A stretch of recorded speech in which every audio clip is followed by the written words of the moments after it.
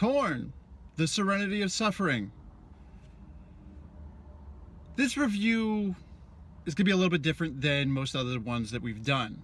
This album actually took 2 listens to convince me to review it. This is unusual. Usually I'll go with the first listen and just go with it. This one we didn't do that. So this is Korn's 12th album. That is a lot of albums. So they've been doing this a long time. This album is touted as their heaviest album yet. It's pretty heavy. For a Korn album, it's pretty heavy, but that's not a bad thing.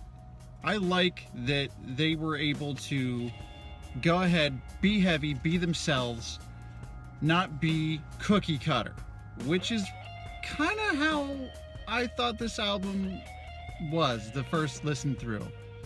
Like, this feels pretty cookie cutter. I'm not sure that this is something I want to review or if I'm even really gonna like it. However, the description of this is their heaviest album ever, and that's touted by their singer, so we're going with that. It's pretty accurate. It's a heavy Korn album. I mean, what else do you say other than that? You kind of expect them to be this heavy. Right out of the gate, Insane is loud and in your face. But it sounds like Korn, which I like. I remember years and years ago now, listening to Korn, and it's like, this is pretty good, heavy music, lots of emotion. It's good stuff. They're still there in that lane, and that is a plus for me.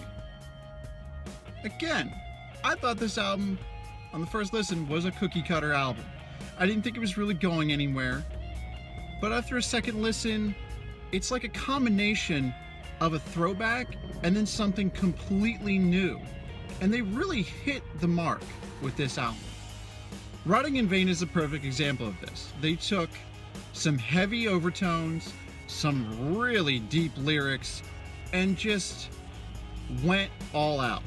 And I really like that they did that. It's really good. Again, this album really goes for it, but it doesn't go off the deep end, which is something that happens with bands as they're releasing, for this one, their 12th album. They go a little bit too far, they try too much different stuff, and people don't enjoy the listen. They didn't do that with this one. Again, they hit it right on the mark. All the tracks feel spot on. From A Different World featuring Corey Taylor, which is a good song and a great feature, to Please Come For Me, which gets a little bit creepy, but is good. This album is purposely dark. Let me emphasize that. It's dark. It's angry.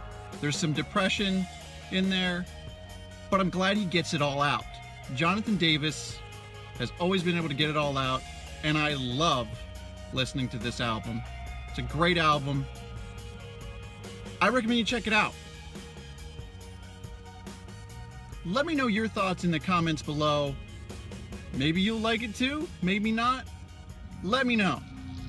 Thanks for watching, and we'll see you again here in the 10th aisle.